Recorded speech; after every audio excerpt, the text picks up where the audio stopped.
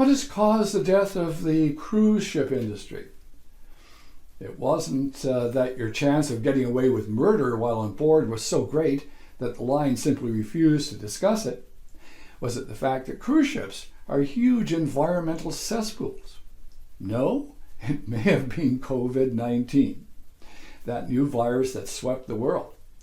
It became very obvious to most governments that allowing up to 9,000 people to sit in a floating Petri dish full of an incredibly infectious disease for a week or two, and then let them visit the shores of other countries was an incredible disaster. As the cruise ship Majesty of the Sea entered port in 2020, few, if any, knew that this might be her last cruise. Once, ships were expected to have a useful life of about 40 years and then sold off to secondary cruise liners in smaller markets. The Majesty of the Sea was built in 1992 and is expected to be officially sent to the scrappers in this year, 2021.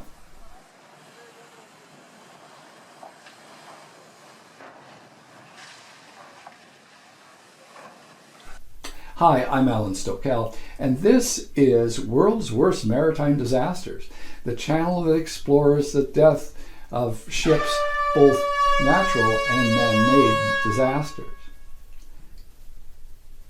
I came to these shores on a boat. It was one of the many passenger liners that plied the oceans before the airplane took over as a long-distance transporter.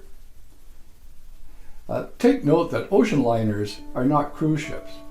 They are designed for different purposes. Ocean liners take people over oceans in a delightful period of opulence and relaxation. They tend to be faster and attract a more sophisticated and mature crowd.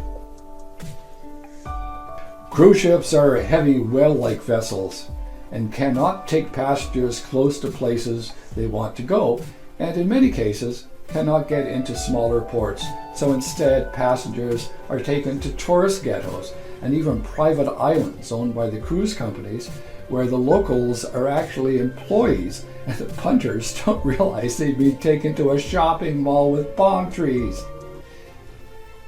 It's all about spending money, folks. Cruise operators act like dictators. They ban booze brought on board so they can sell you a confusing package of drinks. If you should happen to need medical attention, they discard you at the next port of call and you're on your own. No medical insurance in a foreign country, and they may not even speak your language. Air for your home is on you, by the way.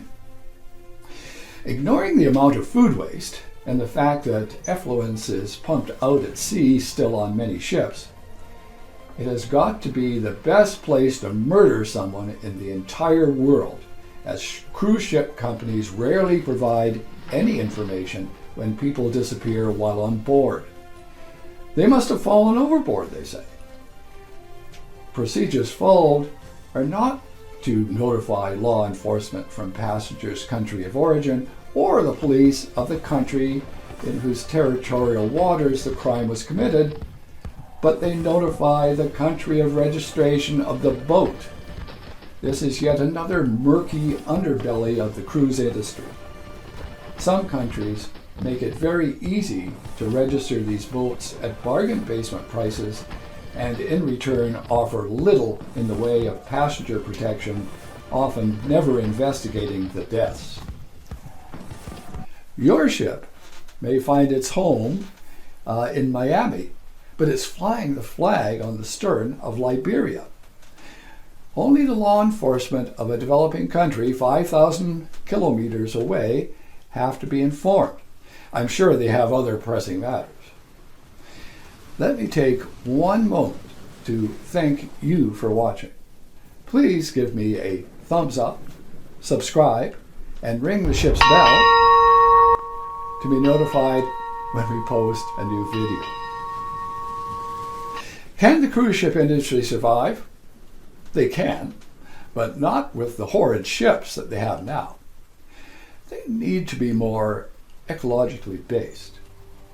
Processing their own sewage Some claim that they're already doing that. Reducing food waste, changing the motive power of the ships. Many boats already have propellers turned by electric motors, but they create the electricity by burning the worst type of petroleum you could imagine. And they use diesel engines.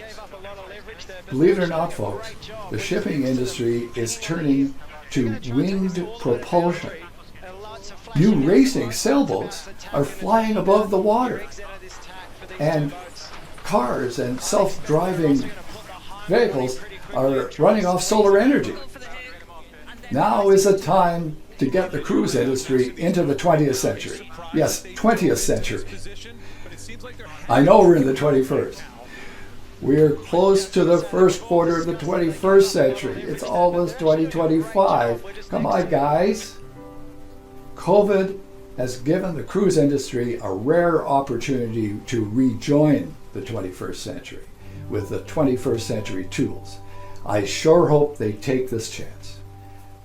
I'm Alan Stokel. Thank you very much for watching. If you have comments, leave the comments below. Fair winds, everyone, and stay safe.